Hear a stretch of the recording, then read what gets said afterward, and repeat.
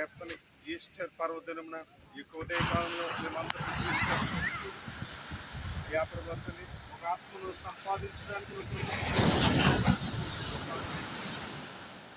నీటి మూలంగా ఆత్మ మూలంగా జన్మించిందనే కానీ పరలోక రాజ్యంలోకి ప్రవేశించడానికి వాక్యం ప్రభాత నీ యొక్క ఆత్మ యొక్క నీటి మూలంగా జన్మిస్తుంటుందిగా పరలోకంలో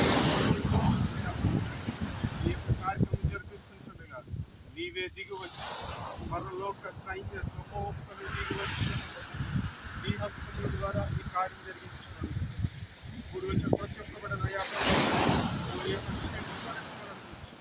ఈ కార్యక్రమం ప్రారంభిస్తుంటుంది కదా ఈ ముగింపు వరకు నీ యొక్క వ్యాపారతులు మేఘమైన వ్యాపారం నుంచి ఎంతో మహిమకరంగా జరిగించమని యేసు నామమున ఈ ప్రార్థన అడిగి వేడుకుంటున్నాము.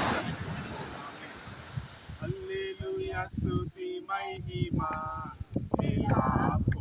దేవునికి చెల్లును. హల్లెలూయా స్తుతి మహిమా దేవునికి చెల్లును. హల్లెలూయా హల్లెలూయా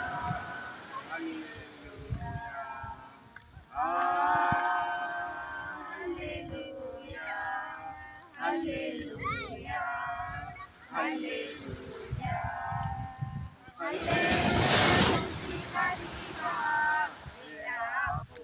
దేవునికి చెల్లును.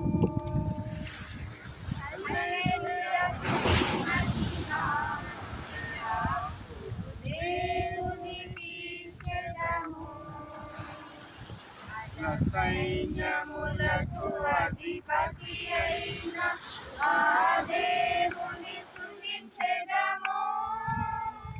అల సైన్యములకు అధిపతి అయిన ఆ దేవుని స్తుతించెదము. అల సముద్రములను దాటించిన ఆ యెహోవాను స్తుతించెదము. అలసాంద్రములను దాటించిన ఆ యెహోవాను స్తుతించెదము. హల్లెలూయా స్తుతి మహిమా ఎల్లప్పుడూ దేవునికి చెల్లును.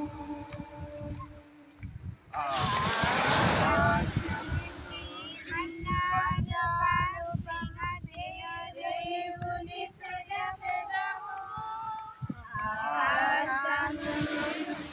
మన్నాను పంపిన దేవుని స్తుతించెదము.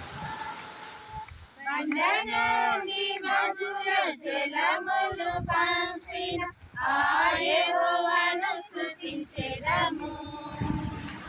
బండ నుండి మధుర జలములు పంపిన ఆ యెహోవాను స్తుతించెదము.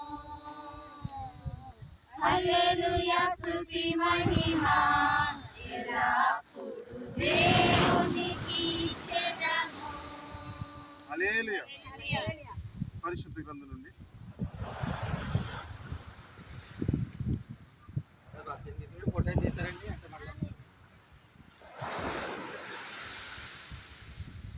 మత్తయి సువార్త 1వ అధ్యాయము 21వ వచనం మన మధ్యన ఉన్న స్వరూప చదివిస్తారు. ఆ తర్వాత కృపామణి 3వ అధ్యాయము 5వ వచనం చదువుతారు. ఆ తర్వాత సాక్షిగా మత్తయి సువార్త 3వ అధ్యాయం 6వ వచనం చదువుతారు. మొదటిగా మత్తయి సువార్త 1వ అధ్యాయము 20. మత్తయి సువార్త 1వ అధ్యాయము 21వ వచనం. తన ప్రజలను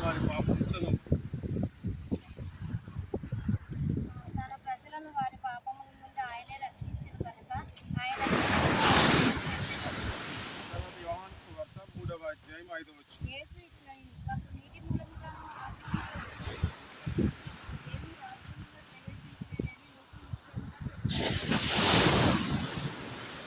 మత్తయి సువార్త 3వ అధ్యాయం 6వ వచనం.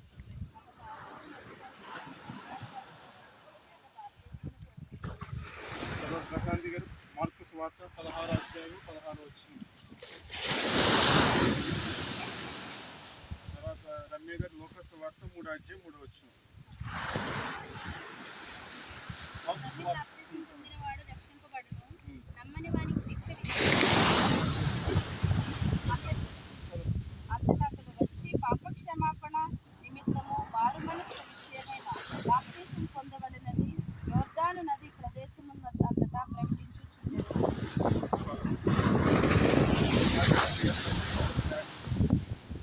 అపోస్తల కార్యము 2వ అధ్యాయం 41 వచ్చింది.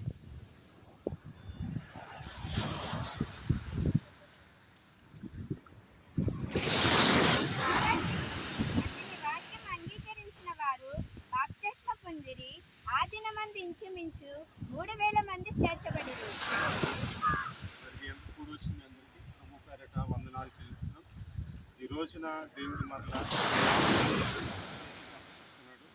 మరి ఇది కేవలము దేవుడు జరిగిస్తున్న కార్యం అంతే.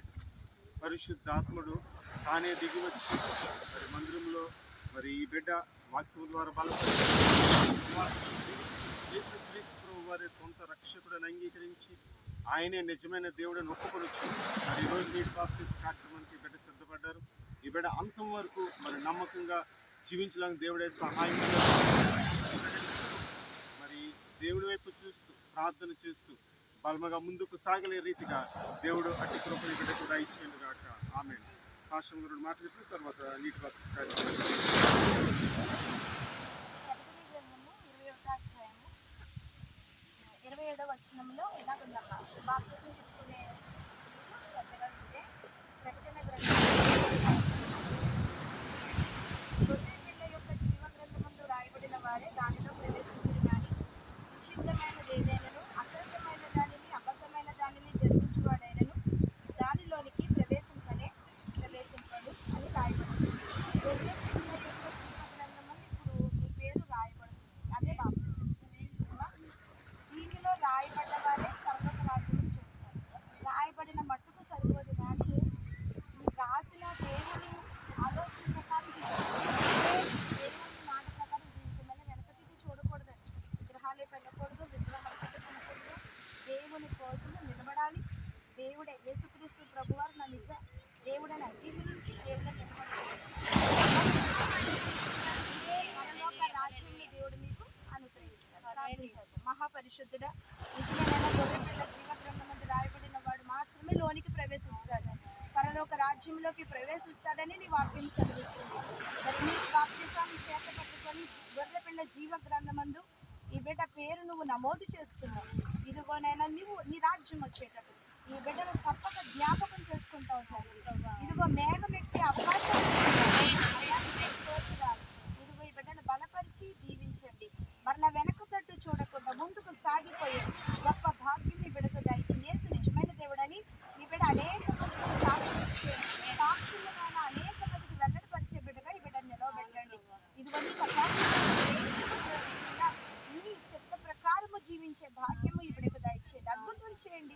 ఈ బిడ్డను ఈ విధంగా నీ బాప్తిసంలోకి నడిపించి